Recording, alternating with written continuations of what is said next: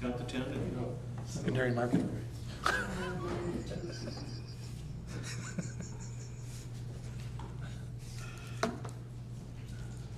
Good evening, everyone, and welcome to the July 5th, 2023 meeting of the Strathroy-Caradoc Committee of Adjustment. My name is Frank Henderson. I'll be acting as chair tonight. And to begin, we'll turn it over to Eva Baker to run through the process. Thank you, Chair. My name is Eva Baker. I'm the Acting Secretary-Treasurer for the Committee of Adjustment. I will be hosting the meeting and managing participants.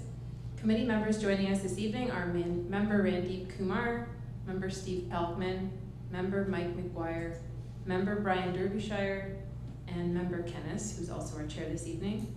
Members Terpstra and Bayan are absent with notice. Municipal staff in attendance this evening are Jennifer Huff, Director of Building and Planning, Aaron Besh, Planner with the County of Middlesex, and Melanie from the Legal and Legislative Services team. At this time, I'd like to acknowledge that we have 9 individuals in attendance in person and 2 participants joining us virtually. Tonight we have 5 applications to be heard by the committee. The chair will introduce each application and provide the applicant and agent an opportunity to speak to the application. The planner will follow with their report. The public will then be invited to make comments or ask questions about the application. The chair will then call upon the committee to ask questions and make comments before the chair calls for a vote on the application. Once a decision is made, there is a 20-day appeal period from the date of decision for minor variances and 20 days from the date of notice of decision for consents. If anyone wishes to be notified of the decision, you can make a request today or make a written request following this meeting. A few items to note before we begin. We ask that the public state their full name before providing any comments. And for virtual participants, please ensure your name is visible on your Zoom video and that you keep yourself muted until it is your turn to speak. Thank you. All right, thank you, Eva. The first item of business is the approval of the minutes of the June 1st, 2023 meeting. Can I get a motion to approve those minutes? Committee Member McGuire, seconded by Committee Member Pelkman. Any questions, errors, omissions? Seeing none, all in favor? That is carried. Item number 2 is declaration of pecuniary interest. Anyone with pecuniary interest tonight? Seeing none, we will move into the applications for tonight. The first one is item 3.1, which is an application for minor variance at 7404 Calvert Drive, which is County Road 10. The owners are Matthew and Lila Begso. I believe they're here this evening. Mr. Begso, any comments you want to make before we start on this one? No? All right. With that, then we'll turn it over to Aaron Besh, who will take us through the application. Thank you, Chair. So the first application before committee this evening, I will share my screen, the location map. Here we go. So the applicant is looking to seek relief from section 18.3 of the zoning bylaw to permit a side yard width of 9 meters, whereas a minimum width of 15 meters is required in the A1 zone. The application is also looking to permit a rear yard depth of 10 meters, whereas a 30-meter setback is required. So the applicant is looking to construct an accessory building in the rear yard of his property, or their property.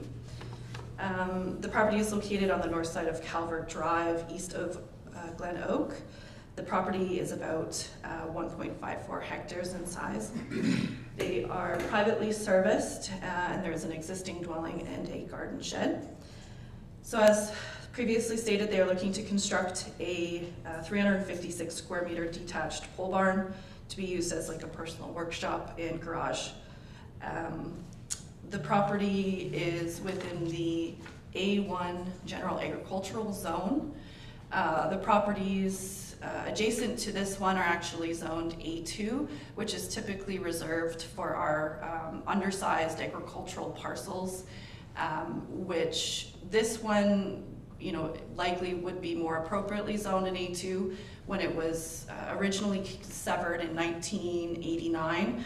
One of the requirements of the consent was that it be rezoned to the A2, or sorry, the A2 sort of the time, or it had a site-specific zone that permitted the undersized parcel, but it did not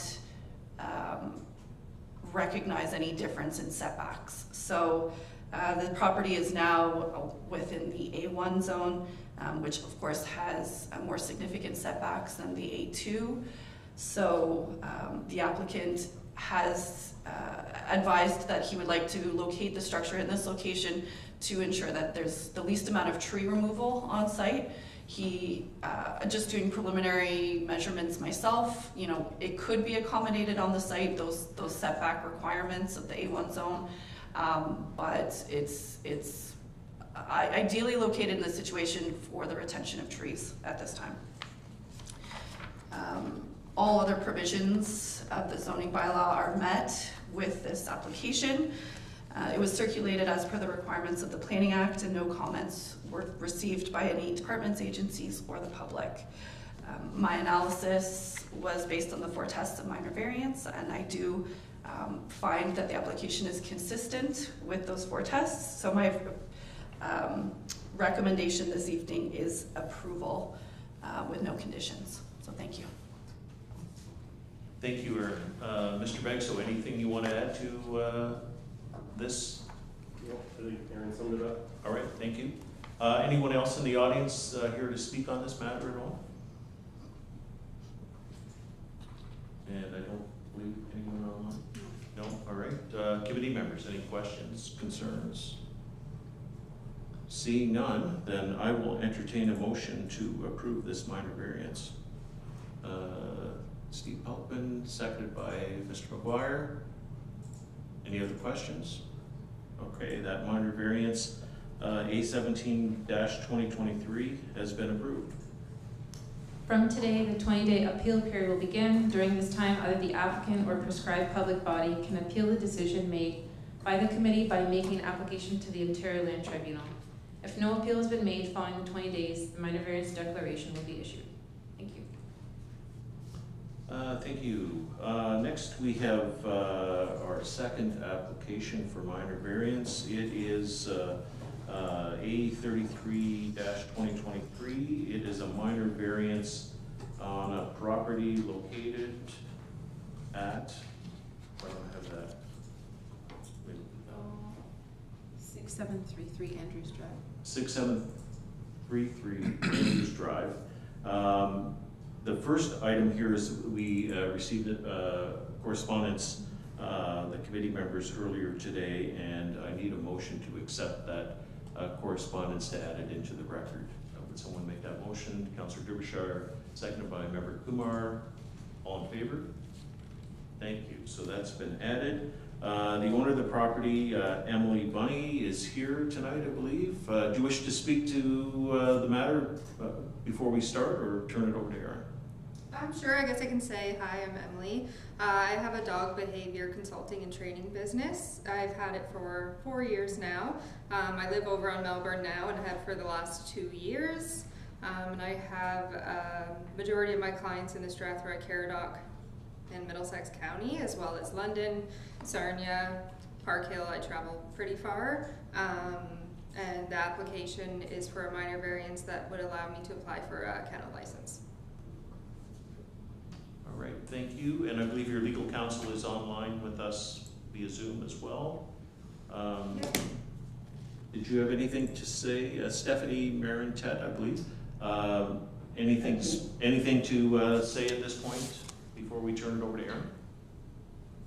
I would just say that I'm sure that the committee has received the overwhelming number of correspondence in support of this application, so I would hope that the committee would take those into account, as well as any comments that Erin might make.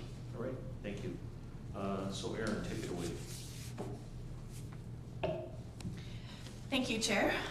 So I did provide committee with quite a thorough report here, so I will try to summarize it as much as I can. As Emily and her legal counsel stated, they are looking to seek relief from section 4.29 of the zoning bylaw to establish a dog kennel use on the subject property. So within the zoning bylaw, we have animal kennel setbacks, one of which is 250 meters to the nearest residential dwelling, or 250 meters to the nearest law line that could accommodate a residential use. So that's essentially ensuring that if there is a property adjacent to the subject, that if they are able to accommodate a house, by locating the kennel in this location, you're not sort of sterilizing their ability to locate a house on those lands as well. So this property is located at the end of Andrews Drive, east of Melbourne Road. It is actually, Andrews Drive is located on lands that are owned by CN Rail. We have received an agreement from 1968, I believe, where the CN and the municipality, or the township of Caradoc at the time rather, they established sort of a land lease agreement that allowed the municipality or the township to establish a road on CN-owned lands. We have received a legal opinion that that agreement still stands. Andrews Drive is actually maintained by the municipality, even though it is technically on privately owned lands. So the property itself is about 1 acre in size with about 65 meters of frontage along Andrews Drive. There's a single detached dwelling and a metal barn for personal storage, and a detached single car garage that has been converted into a dog kennel. Of course, there's private servicing at this location as well. So the business was brought to the municipality's attention through a bylaw occurrence report in 2022. Bylaw officers attended the site and noted that there is a kennel operating on these lands, advised the applicant or the landowner that they would be required to get a minor variance as well as a kennel license in order to be brought into conformity with our bylaws. The animal control bylaw of Strathroy-Caradoc requires a kennel license for any property that has more than 3 domestic dogs in age of excess of 3 months. So the applicant has advised that they have, I believe, 4 or 5 dogs, personal dogs. So even if there wasn't a business operating at this property, they would still require a kennel license to have those dogs as well. So the kennel itself, it's operated out of the single detached garage. It is insulated, it is heated, and has air conditioning as well. There are also 5 small outdoor dog runs, I guess, or kind of outdoor kennels that are attached to the structure. And then there are additional dog runs that the dogs can be exercised in outside of the kennel itself. The whole property is fenced, but the owner's personal dogs have use of the larger space, and the client dogs are restricted to the dog runs. The applicant has advised that dog waste is collected and composted on site. So there is overnight boarding that is provided, as well as a doggy daycare 1 day a week on Thursdays, where the owners drop off and pick up on the same day. This represents the busiest time for the kennel, with up to 10 additional dogs on site during the day. However, the applicant did say about 3 to 5 additional dogs are on site on a typical day, and sorry, that's in addition to their personal dogs, not on top of the 10. The client dogs, like I said, spend a portion of their time within the kennel and within the dog runs. The dogs do not bark for prolonged periods of times, and the most vocalization on the property occurs when people are dropping off and picking up their dogs.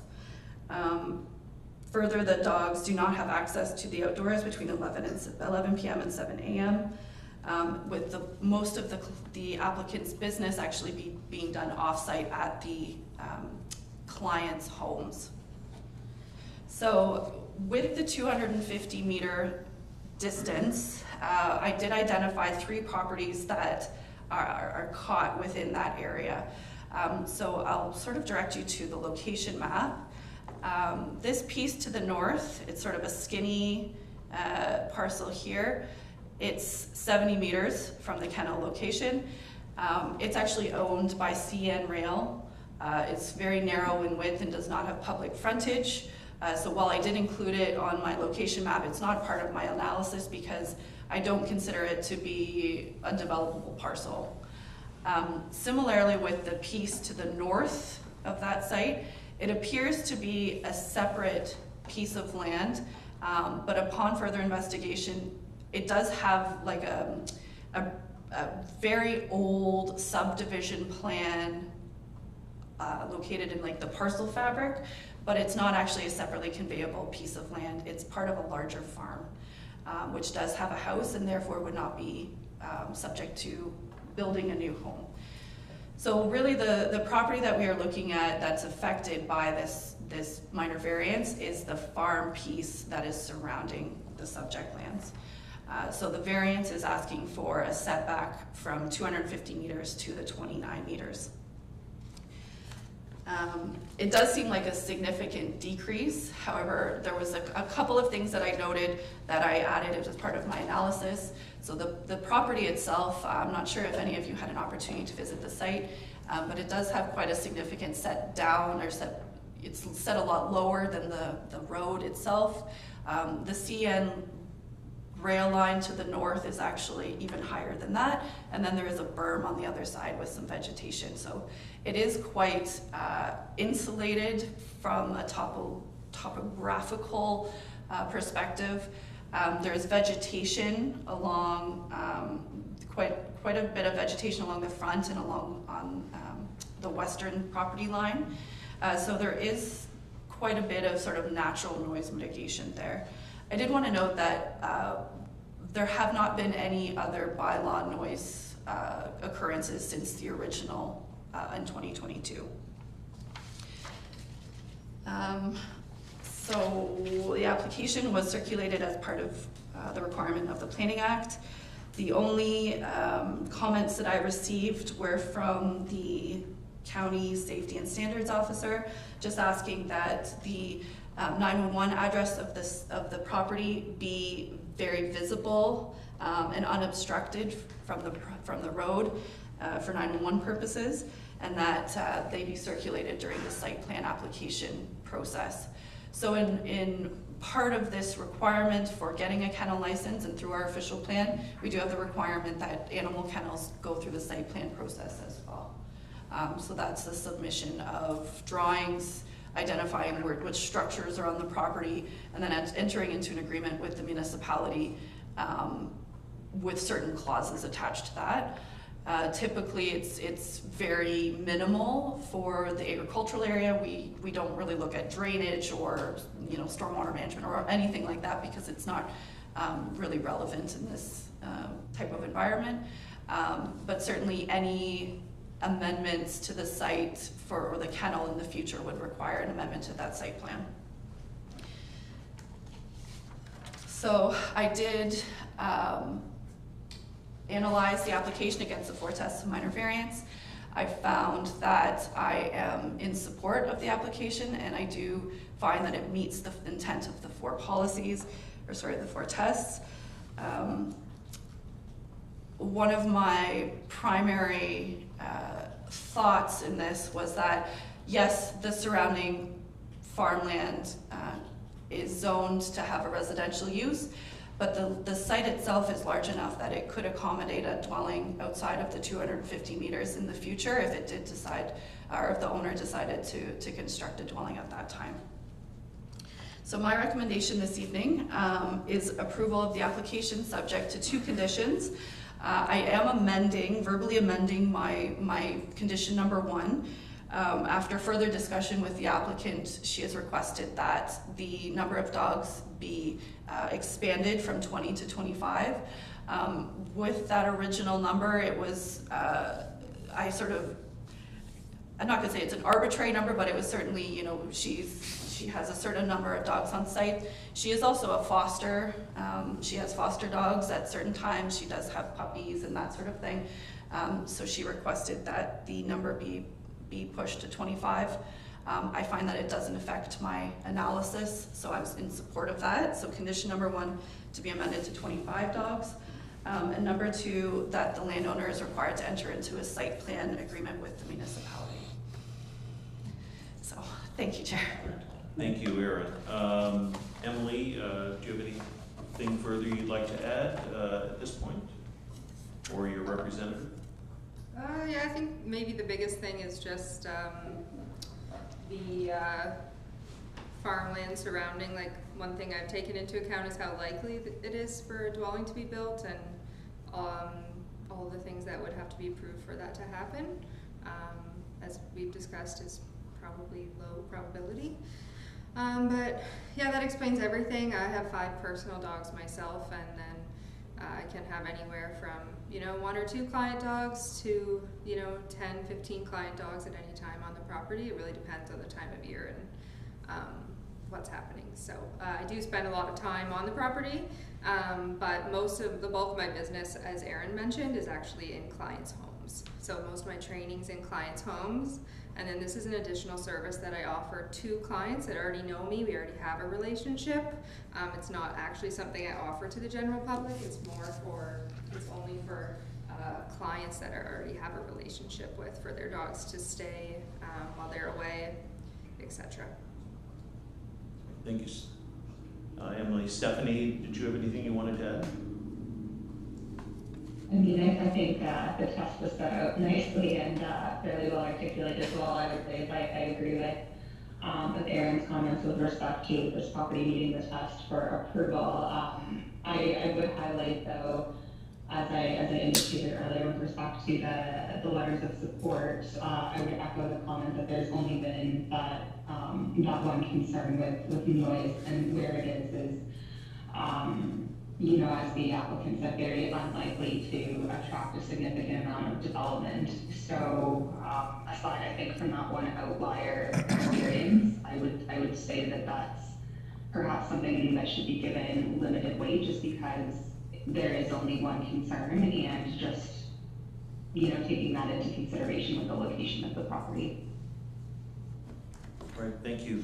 Are there any members of the gallery that wish to speak on this topic? Mr. McCracken. Thank you, Chair Dennis. My name is Rick McCracken with Brenner Farms.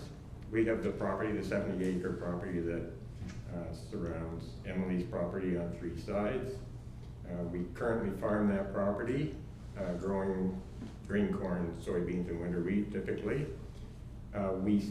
We have no concerns with the dog kennel being there. We don't believe it would interfere with our farming operation, and we concur with Erin's, the planner's recommendation. As far as building on our property, we have no plans to build a residence on that property. And indeed, as Erin pointed out, if someone in the future did decide to build a residence on that property, they would be able to locate it 250 meters from the dog kennel. So we are in support of this application.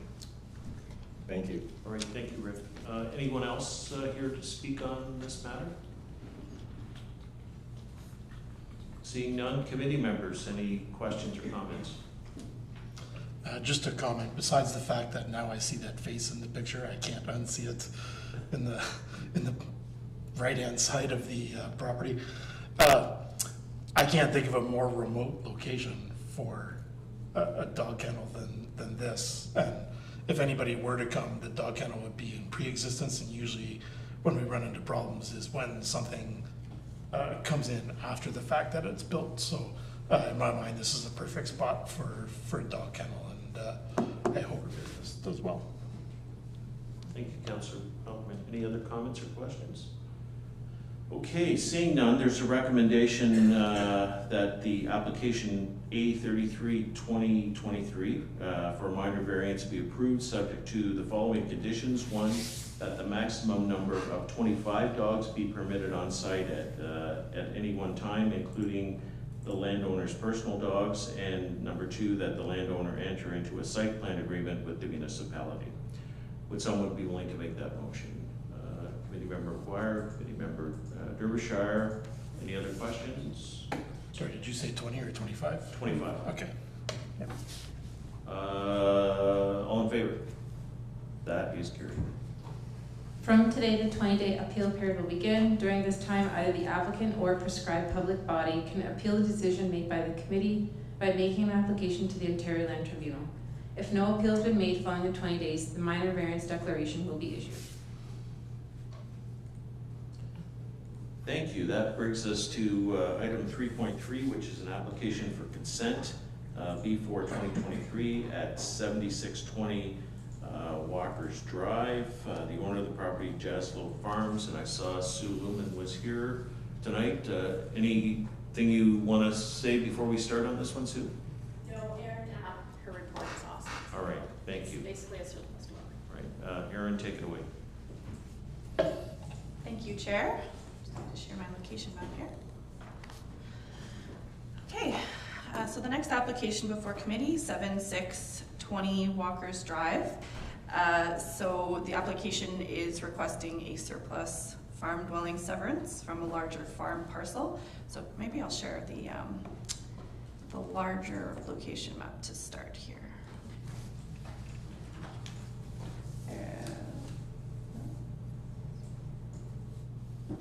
There we go. Just so you can have a little bit more context. The property as a whole is located on the north side of Walker's, east of Sutherland Road. It's approximately 20.7 hectares in size. There's about 300 meters of frontage on Walker's itself. The residential portion of the property is proposed to be 0.53 hectares or 1.3 acres in size. There will be approximately 94 meters of frontage along Walker's. The lands currently contain a single detached dwelling, and that is privately serviced with an attached garage and a garden shed as well.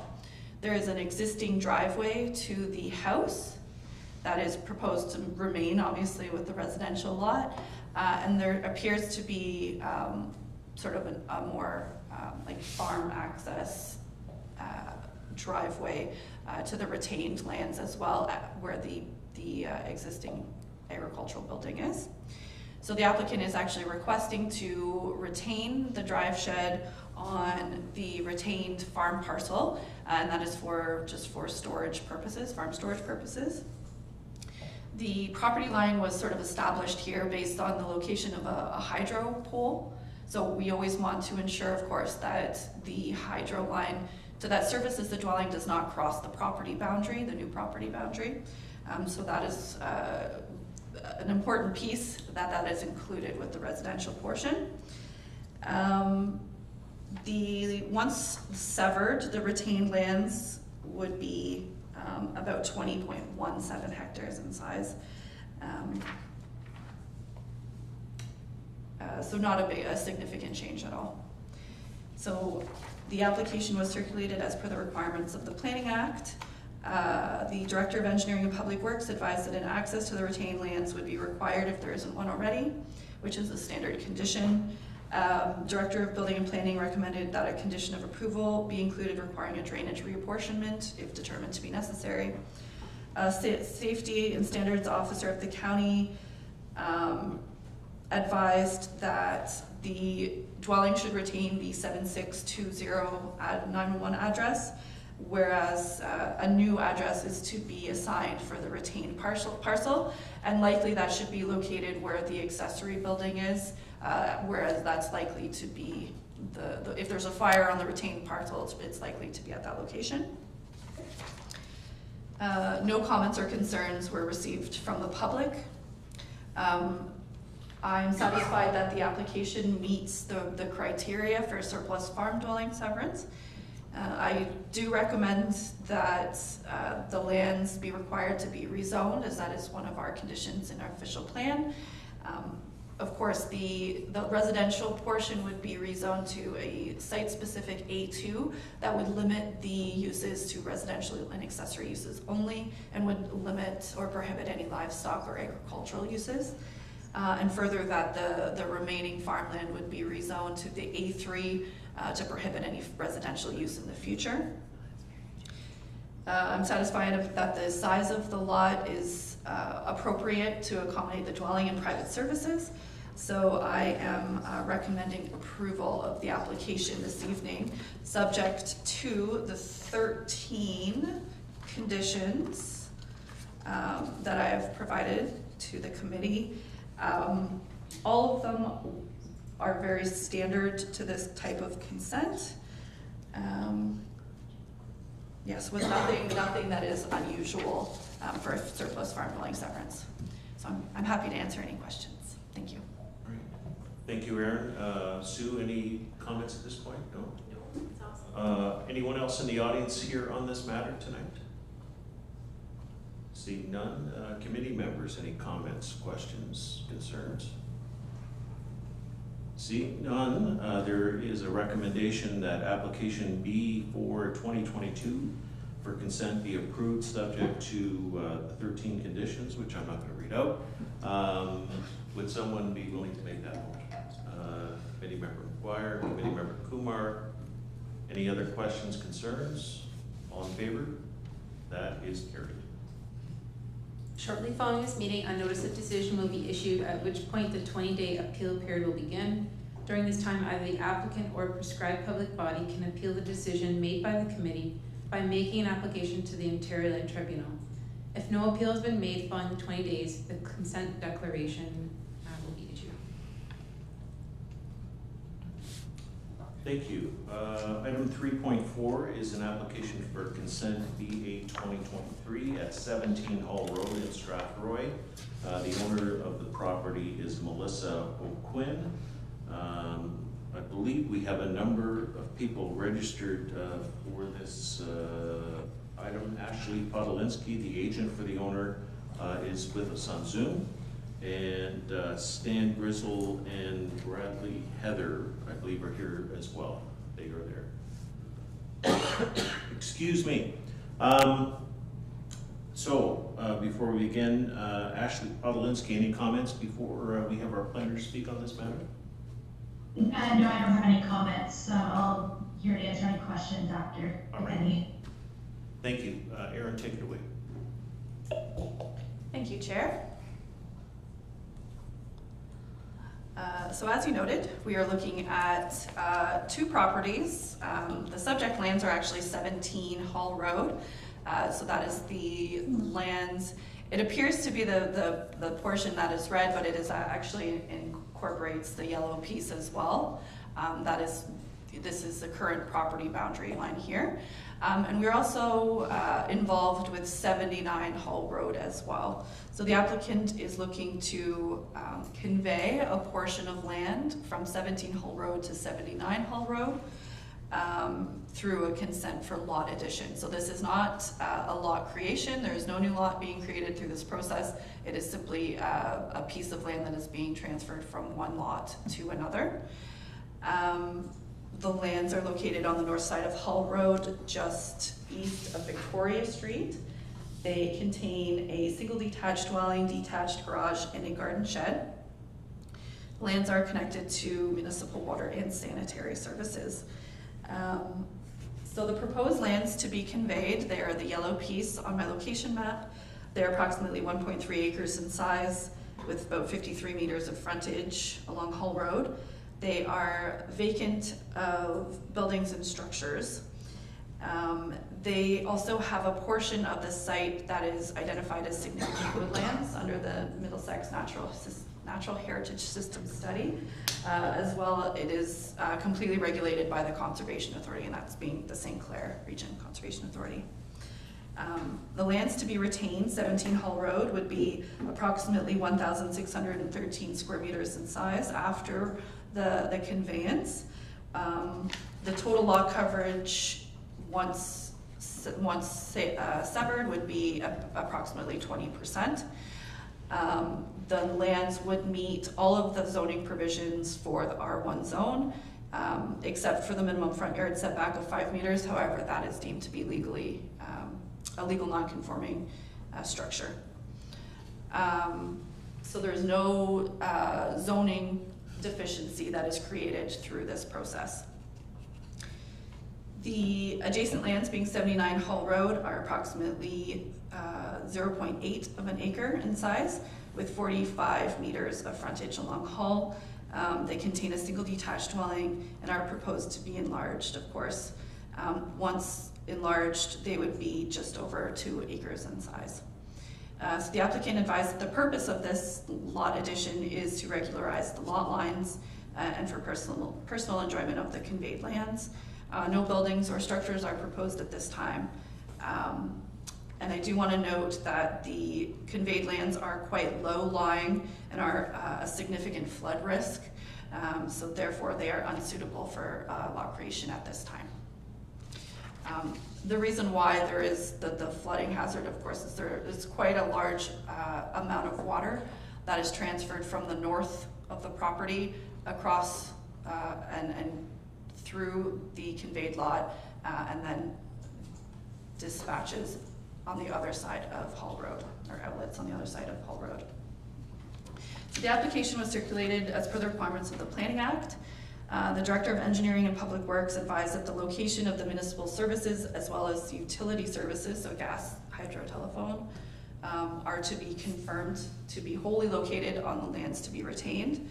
If any of the services cross the boundary, they will need to be relocated at the cost of the owner. They will also be required to dedicate lands up to 10 meters from Hull Road, and that is just across the portion that is to be conveyed. Typically it would be across the retained piece as well, but the house is only, I believe, 5 meters from the property line. So we are not taking a road widening in that situation. It's just across the conveyed portion.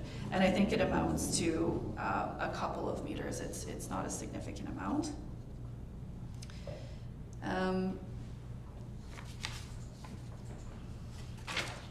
Enbridge also advised that there are service lines, so of course that's part of the condition that if it's impacted by this severance, then it would need to be relocated. And St. Clair Region Conservation Authority didn't have any objections to the lot addition, but they did want to specify that they would not be in support of a lot creation at this time or in the future. So I'm satisfied that all of the criteria on the official plan for lot addition has been met. So my recommendation this evening is approval, subject to the 11 conditions that I have outlined in my report, most of which are consistent with this type of severance. But I did want to note that number 4, that the owner dedicate lands to the municipality of up to 10 meters from the center line. That is required. Same with number 5, that the lands to be conveyed be merged with 79 Hull Road. So we don't, like I said, we don't want this to be a lot creation, so they will be required to merge on title and merge the pins being consolidated as well. And then condition 6 to 8 is also just confirming that all services, water, sanitary, and utilities, there's nothing that crosses the new property line. Thank you, Chair. Thank you, Erin. Ashley Podlinski, any comments at this point? No, Aaron covered everything, just Okay. to reiterate, so yeah, not lot creation, so lot addition, could merge with the 79 Hull Road, and yeah, there's no change to the zoning, we're in with the Provincial Planning Act, so yeah, any questions, I'm here to answer them. Thank you. Any questions or concerns from? No, I think I've heard what I want to hear. Okay, all right. Any other members of the gallery here to speak on this matter? None? Okay, any committee member questions? Sorry, I do have a Committee question. member, sure. I might be I think I'm a little lost in this whole thing, to be honest with you. I've read it. They're keeping the red lot. We're expanding all the way around, and that yellow squiggly line's coming out of the middle? Yep. Is The that? yellow line in the middle disappears. All right, and we're making one great big lot. That Except for makes- I guess the yellow line on the left side of the screen Yes. will become Yeah, so we will have 2 lots, Yeah. but it'll be one great big one now and, Yep. and then a little red one, let's put it that way. Yep. All right, I just wanted to, thank you. I just wanted to make sure I was reading this correct. I was looking at it both, I'm like, nothing changes, so I'm good. I'm assuming I'm right what I said here, yeah, all right. Councillor Collins. I don't know how many times I've said that if you have an open space around your property, the only way to control what happens to it is to own it. This is the first time I'm actually seeing it done in practice. So kudos on you. You know, as you say, it's for your enjoyment. I hope you enjoy it for a long, long time, because it is really a magnificent piece of property. Other comments? All right, seeing none, there is a recommendation to approve B8 2023 for consent, subject to the 11 conditions that have been outlined. Would someone make that motion? Councillor Pelkman, Councillor Derbyshire, any other questions? All in favor? And that is carried. Shortly following this meeting, a notice of decision will be issued, at which point the 20-day appeal period will begin. During this time, either the applicant or prescribed public body can appeal the decision made by the committee by making application to the Ontario Land Tribunal. If no appeal has been made following the 20 days, the consent declaration will be issued.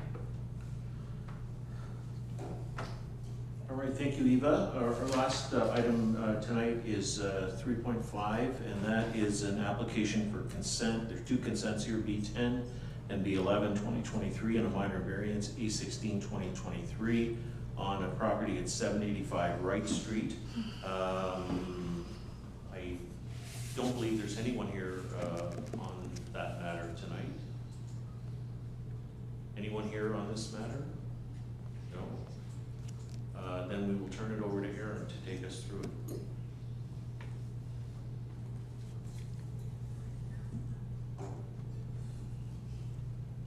Thank you, Chair.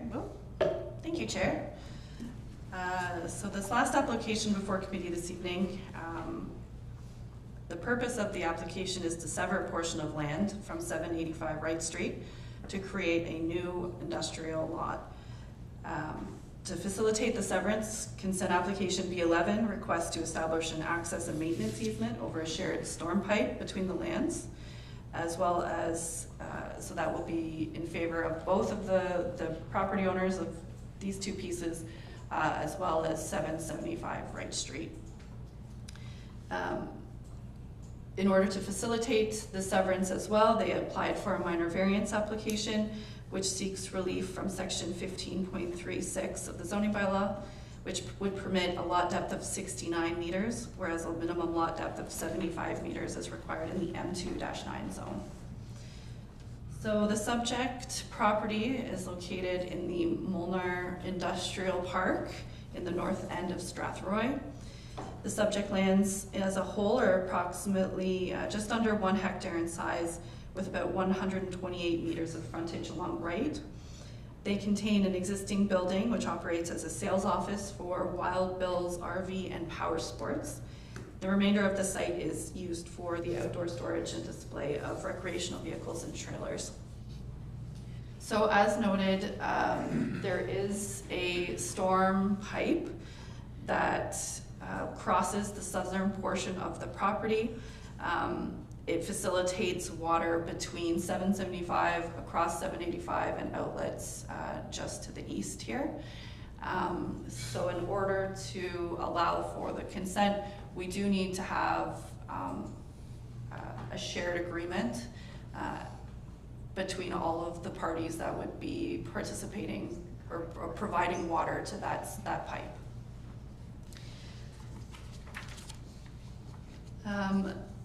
The applicant is proposing to sever the property in half.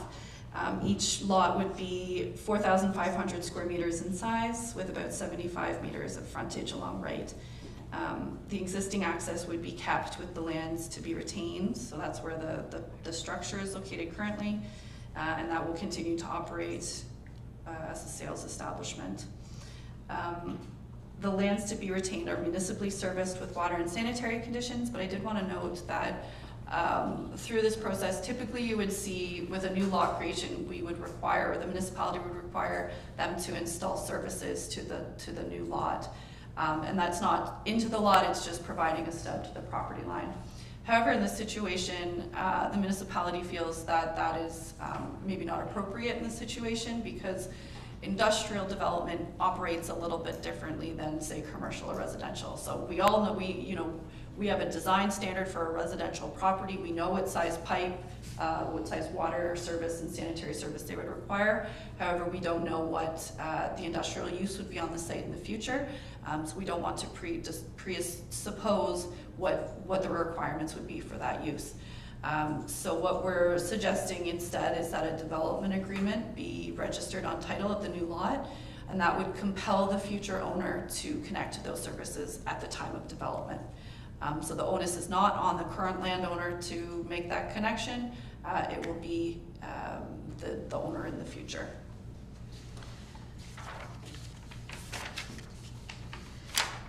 The application was circulated as per the requirements of the Planning Act. Director of Engineering and Public Works, again, advised that the development agreement be registered on title. That would compel the future owner to connect. Also, they commented that the owner must establish an easement over both the severed and retained for the storm sewer. The Director of Building and Planning advised that a pre-existing site plan obligation that the owners of the subject lands enter into a maintenance agreement with the adjacent vacant lands to the west upon its development. So that is at 775 Wright Street. And that is to maintain the planned stormwater management facility and outlet that is intended to service both properties. There is some history between these two properties sharing water management and water flow. So there is a clause in the current site plan agreement for 785 Wright that requires them to contribute to the establishment of a storm pond on 775 in the future at time of development. So it is recommended that this obligation be outlined within the required development agreement registered on title, and it include notice of an obligation to pay a flow-based cost contribution to the construction of the facility. The county safety and standards officer advised that they would need a new 911 address for the new lot, and no other comments or concerns have been received. So I am satisfied that the consent application is appropriate. There is no zoning deficiency that is created other than the existing lot depth of 69 meters. There's not much that the landowner can do about that requirement. So it's required to be 75 meters in depth and it's 69. So the minor variance is just looking to acknowledge that. With the conditions that are proposed, I am in support of the application and do recommend approval, subject to the 11 conditions under B10, B10 being the actual lot creation portion of this application, and then B11 would be conditions of approval for the establishment of the easement. So I'm happy to answer any questions. Thanks, Erin. Again, anyone here to speak on this matter tonight? Seeing none, committee members, any questions? Committee member Boyer. Thank you, Chair. My only concern comes, I'll state my concern and then I'll ask a question. So we're splitting a lot, an industrial lot, and I'm concerned, are we splitting these into, I will call it, too small of a size? So, we know that industrial land is highly valuable and it's definitely hard to come by. So I guess my question is, although I see that 775 is of a similar, probably size to what these two new lots would be, but other than 775, are there other lots in the Molnar Industrial Park that would essentially be these 1 acre lots?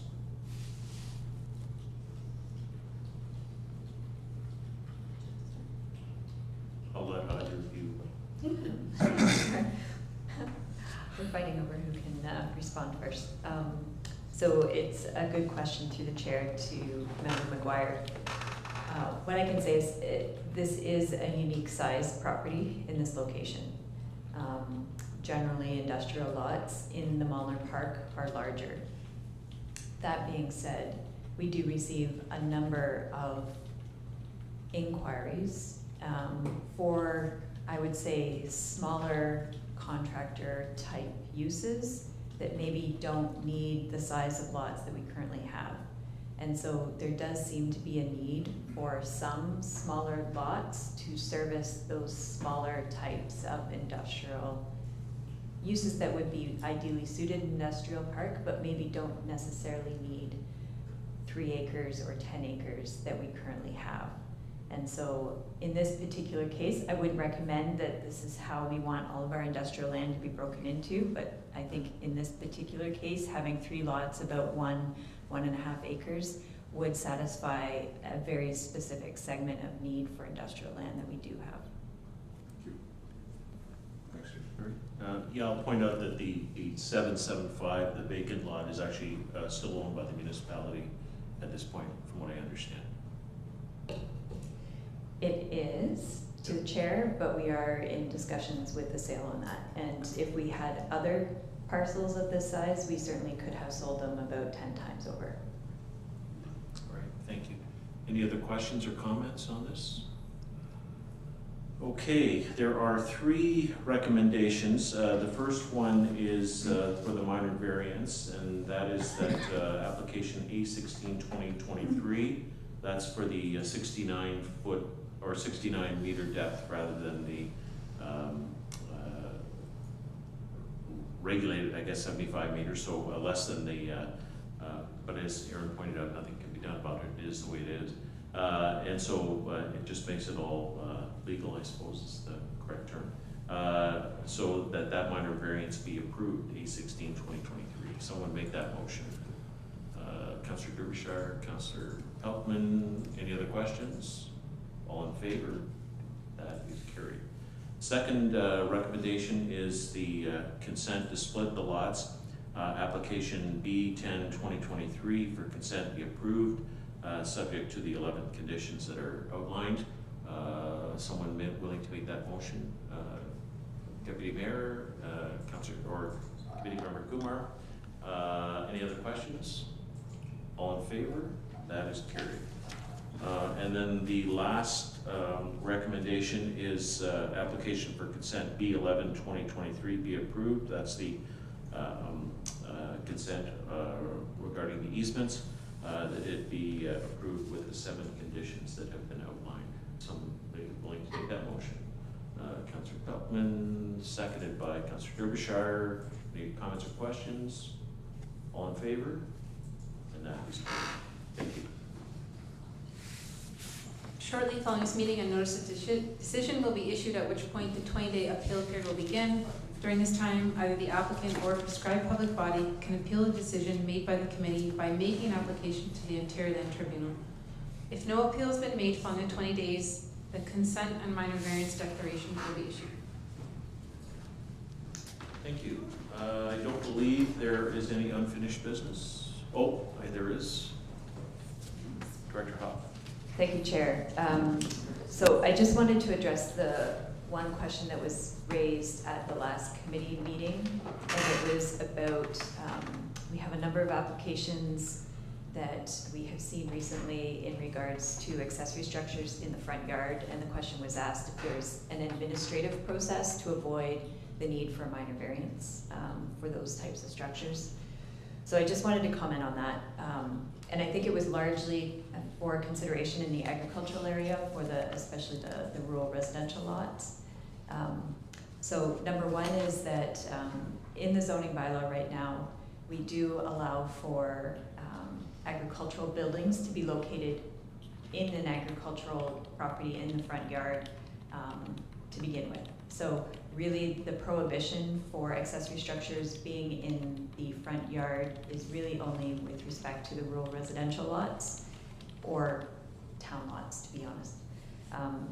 And so really the purpose of having that prohibition is so that visually when you look at a residential lot, whether it's in an urban area or a more rural setting, to prominence is the residential use. That's the primary use, and so both visually and functionally, that should be the primary use of the property. And so that's why we want to limit having accessory buildings in the front yard, as well as there's safety concerns, as well as access concerns, but primarily in the agricultural area. That's really what it's about. And that's why we also have the 80% rule. And so we also have a variety of sizes of rural residential lots out there. So a lot of them do comply and are less than 1 hectare, and so would have that 80% rule limiting the size of accessory structures. But there's also a number of large rural residential lots that are greater than 1 hectare and could have very, very large accessory structures on them. And so without that prohibition, you could have essentially an accessory structure 3 times the size of a house in front of the house. And so the zoning rules are really there for us to review situations where, in many cases, where we see that there are constraints in the rear yard that limit the ability for them to locate those structures. And then we look at those applications on a one-on-one basis and evaluate whether or not it makes sense, to provide an exemption through a minor variance in that case. So that's kind of where we're at. So there's no administrative workaround. It is in the zoning bylaw. Unless the zoning bylaw is changed, there's really no way to avoid that. If the committee felt strongly about that or any provision in the zoning bylaw based on their experience of the committee, I will say that the municipality is going through an RFP process to substantially update our zoning bylaw. We hope to start that by September. And so 2 ways that we could have the committee participate is either through resolution by the committee, you make some recommendations that would be directed to the consultant who is doing the housekeeping amendment for the zoning bylaw. There'll be a large public consultation process with that, so the committee as a whole could participate as a body, as well as individual members of the committee could just participate, provide their feedback through the public consultation process as based on your experience sitting as a committee member and what you think could be improved in the zoning bylaw. So I would just wanted to lead the committee with that. If you have any questions, happy to answer them.